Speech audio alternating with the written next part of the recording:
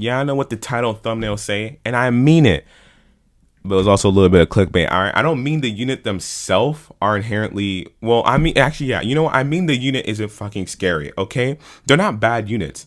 They're just like in terms of units who have been number one, like definitively number one. No one would argue if you put them at the highest of your tier list. They're the least threatening ones in this game so far.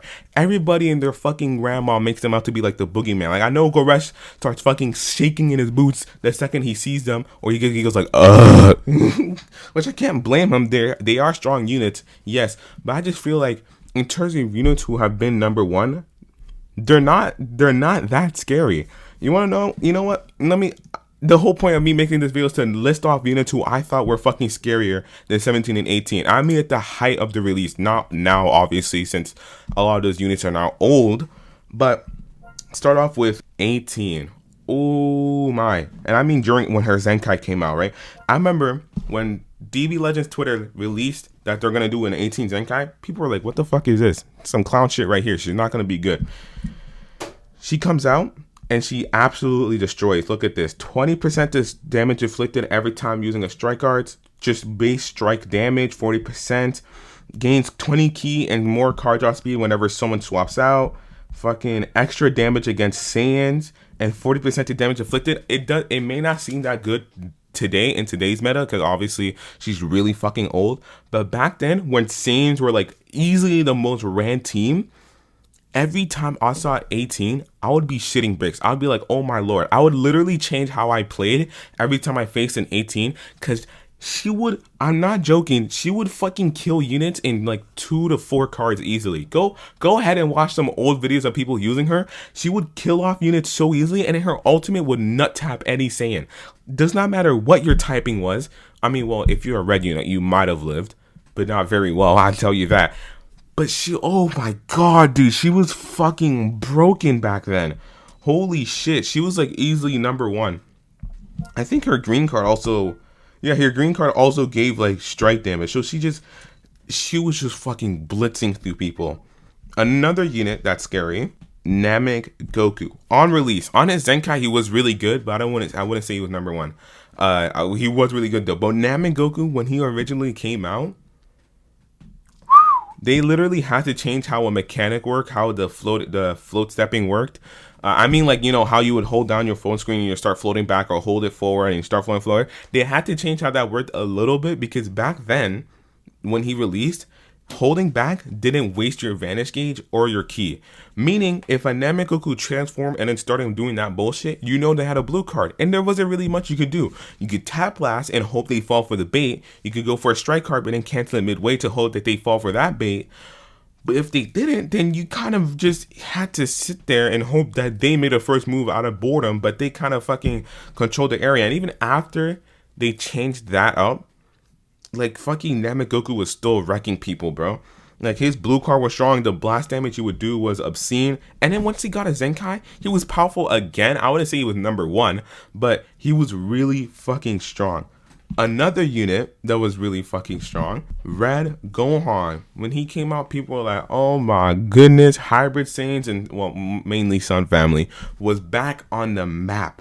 The fact that he nullified unfavorable elements, the fact that when he was the last man standing, he got like a shit ton of buffs that would help with his damage, how hard his ultimate hit in that blast card, it was dumb. He was really good, right? This guy was like busting through units. People were like, oh yeah, he's a really good fucking unit, go summon for him, you know? I don't know if his banner was good though.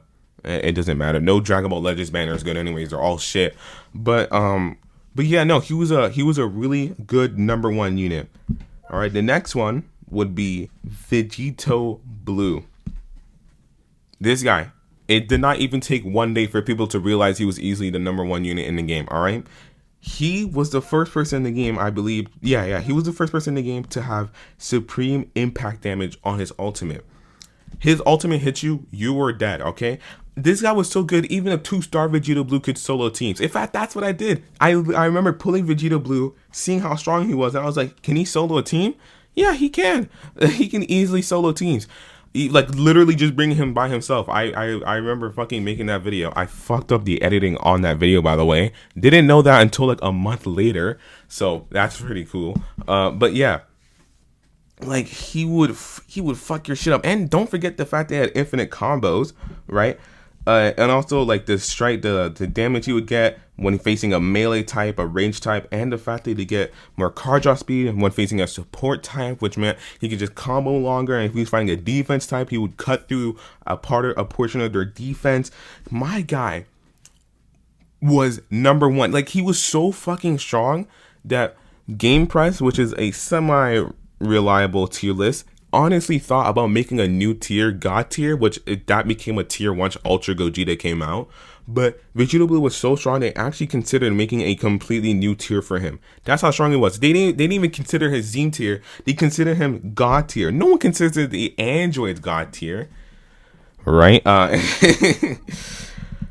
But then, right, everyone was talking about like, bro, if Vegeta Blue's this good, whoever replaces him is gonna be a fucking menace. And for the people who were there, we all know who replaced him. Red Gohan. The last unit anyone was expecting to replace Vegeta Blue would be a fucking red unit. But Red Gohan came out, got his Zenkai, and people were like, oh yeah, no, he's better than Vegeta Blue. In fact, he was so much better that he made Vegeta Blue go from Z tier to just like, I think, mid to high S. Nah, he was probably high S tier. That's how good he was. He dethroned a fucking blue unit. Because like I said, his last stand, his fucking like obscene blast card damage, like it was just broken. He was like dummy good. And the fact that he took no damage either is what really helped. But yeah, I already said all the good things about him. But then there was these two fucks. Yellow, oh well, actually I should put on the tag. Future Gohan and this purple Gohan. When those two came out, mixing them with the red Gohan, you had a team with 2 units that had endurance and 1 unit that could just revive themselves. Oh yeah, I forgot to mention red Gohan has fucking endurance, so that helped them out too. But yeah, you had red Gohan who had endurance. I think actually, does he have endurance? Or am I just making that shit up now? Let's go check. Okay, no. Oh yeah, 100% to ultimate damage if an ally tag Sun family is defeated. That's what made him really fucking strong. Okay, so he doesn't have endurance from what it looks like. So I made that part up. I for some reason thought he did. But anyways, you had 1 unit that was really fucking powerful. You had another one that was really powerful, but also had endurance, the highest amount of health restored from endurance, by the way, which was 40%. I don't know if someone has higher. If they do, well, then Future Gohan held that title.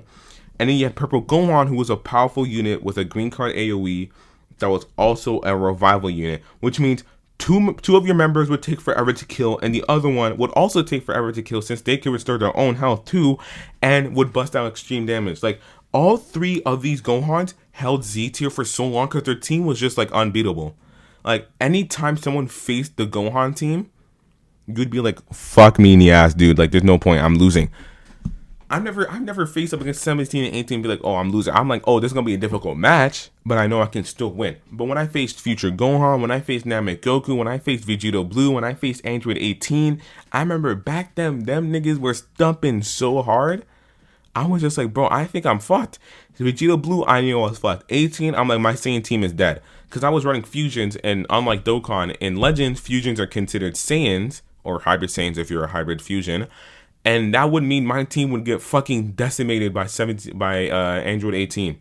Well, yeah, what I'm trying to say here is that 17 and 18 are not the scariest number 1 unit in the game. They have been scarier before them, and they will be scarier after them. I can assure you of that. But that's all I want to say. Bye-bye.